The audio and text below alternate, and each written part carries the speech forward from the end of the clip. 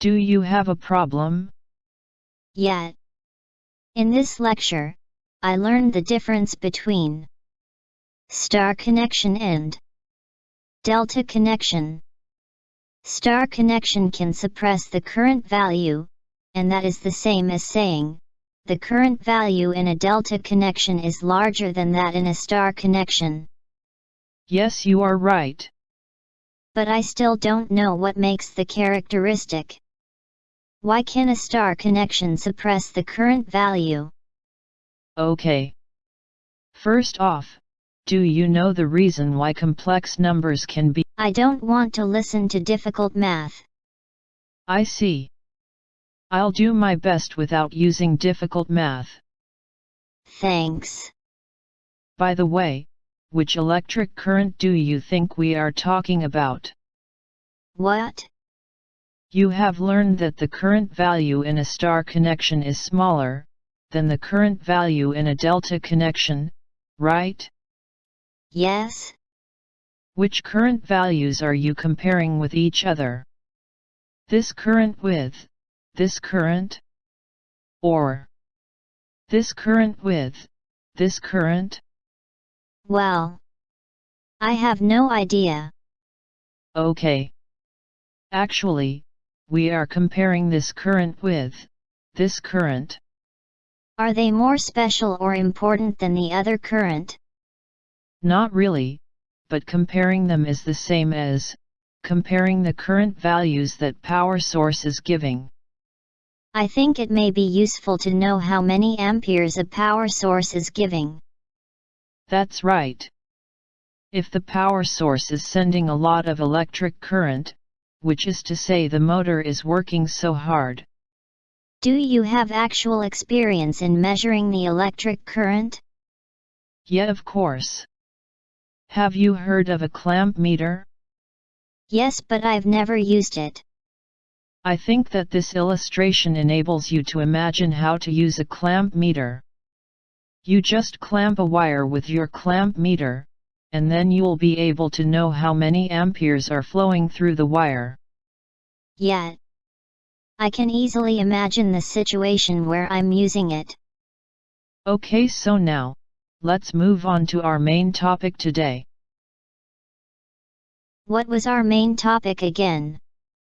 Seriously? You'd like to know the reason why a star connection can suppress the current value, don't you? You know me well.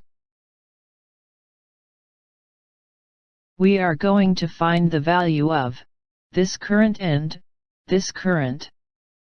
After that, we are going to compare them with each other. Sounds interesting.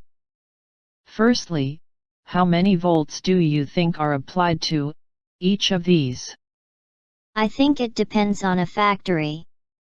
Some countries use around 400 volts.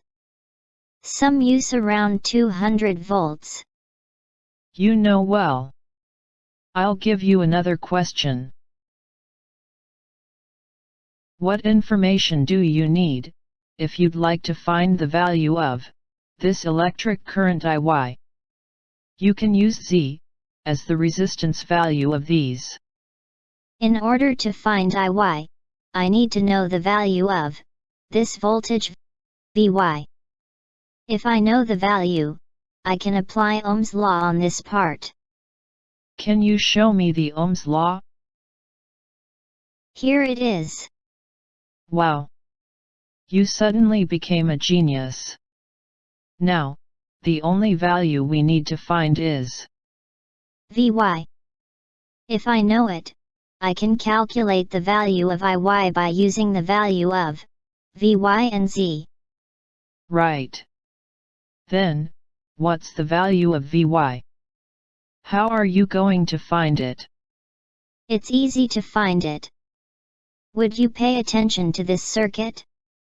The circuit has two resistances, and they have the same resistance value, right? Okay, go ahead. So, this voltage V can be equally divided in each of the resistances. Now we succeeded in finding the value of Vy. As you can see, it is V over 2. Seriously? Am I wrong? Actually, it's not that simple.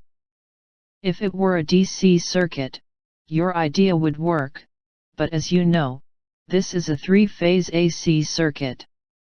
So, we need to use a different way to find the value of Vy.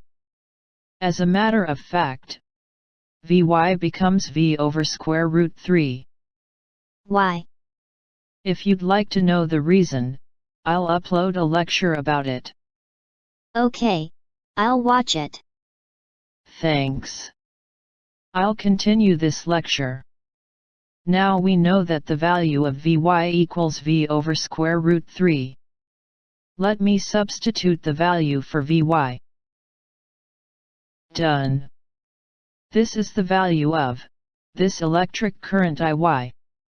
According to the theory of star-delta connection, Iy is smaller than the value of this electric current I delta. Yes, let's confirm it. Can you find the value of I delta? Well, I delta will be divided in these two electric currents, and the current values are equal. Why do you think they are equal? It's because the shape has symmetry. I feel weird if the values are different from each other. They should be equal, so the each of the current values is I delta over 2. I see. How can you find the value of I delta? It's easy.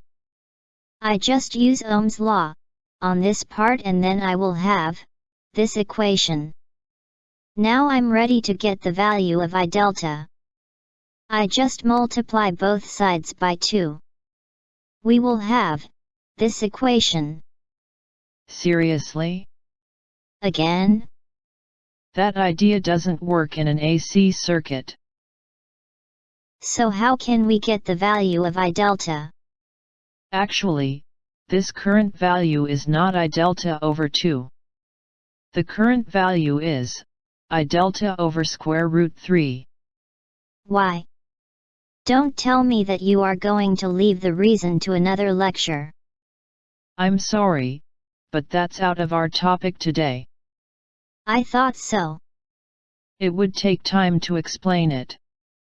Fine. Then, how can we get the value of I delta? We can apply Ohm's law on this part. And we can have this equation. If we multiply both sides by square root 3, we will be able to get the value of I delta. Right. Now, we are in the last part in this lecture. We are going to compare Iy with I delta, aren't we? Yes. Look at the current values. The current value in the star connection is 1/3 of the value in the delta connection. Yeah, it's true. Now it has been proved that a star connection can suppress its current value, right? Yes. I totally understand the reason why star-delta starter is necessary. When a motor starts rotating, the motor needs a lot of power, so, over large electric current flows through the motor. A star connection can prevent the over large current from flowing through the motor. Exactly. But I still don't understand the reason why the voltage of this part is V over square root 3. I feel that it should be V over 2 as I told you in this lecture.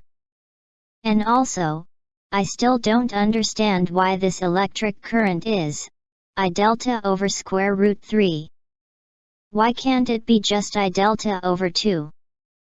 If you'd like to know the reasons, you can click the link in the description below as the reference. Thank you for joining this lecture today. See you.